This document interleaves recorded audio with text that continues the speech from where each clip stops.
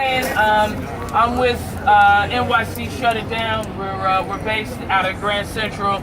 We're there every single Monday night. Recently, we've been branching out. What we like to do is called People's Mondays. And what we do is we try to highlight one specific victim every week of police brutality and bring the facts about their case into light. A lot of times what happens too often is that the media will try to portray things that aren't necessarily true. They'll try to put their slant on the story. And what we like to do, you've heard of sit-ins, you've heard of die-ins. What we like to do at Grand Central is what we like to call teach-ins. So we bring the facts, we fact-check facts. And there's a great team behind me.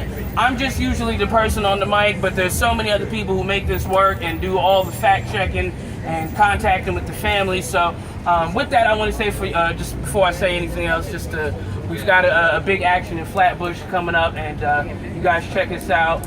On Church Avenue. So check us out, hashtag People's Monday, and you can find out what we're doing. But what I want to do is present some facts to you guys, because this is like what I'm saying is the NYPD, the media, the powers that be don't want you to know what's really going on. There's some pretty black and white facts about police brutality, you guys. So here in New York City, over the past 15 years, 185 people have been killed by police. That's 185 people in the last 15 years. Over 80% of those people were black or brown. Over 80% of those people were black or brown. All right? Over 50% of those people were unarmed. Over 50% of those people were unarmed. Now check this out. This is where it gets crazy. It's 185 murders, and only 4 officers have been brought up on charges. Out of those 4 officers, only 1 has been indicted, or only 1 has been convicted. And that results in a grand total of 0 jail time.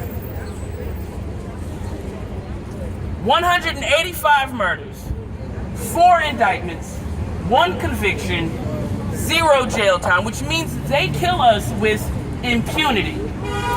There are no consequences when that happens. And a lot of times, I'm only reporting murders, you guys. But you know, there's all sorts of assault and harassment that goes unreported and unpunished. There are murders that aren't attributed to the police, like the sister was just saying, where undercovers have jumped out and killed people. And we will never know what happened. So those are just the numbers that I have. This is a nationwide problem. That's just here in New York. Now, a nationwide problem. Last year, 1,000 people, 1,172 people were killed by police. Over 80% of those were minorities. And again, only more than 50% of those people were unarmed.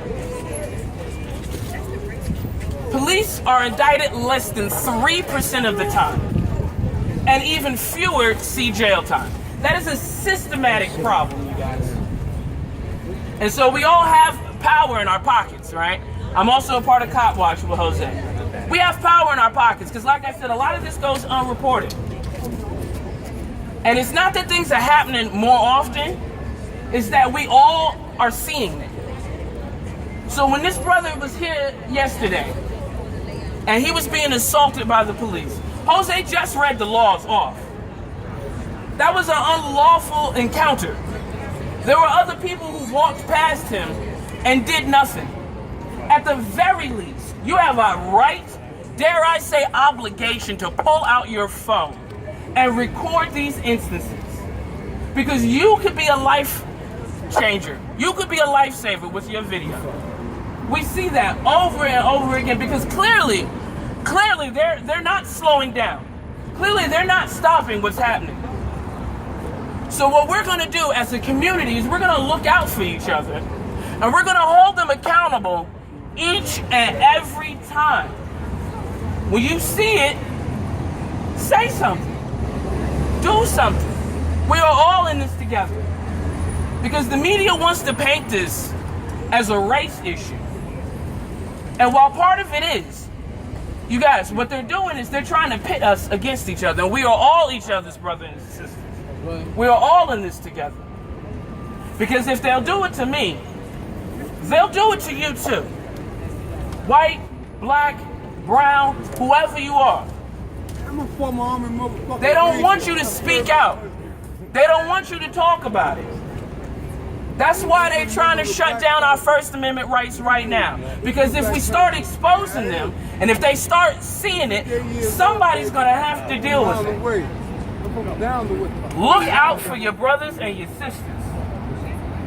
You can de-arrest someone. If you see something happening, stop. Stop it. They don't want an audience.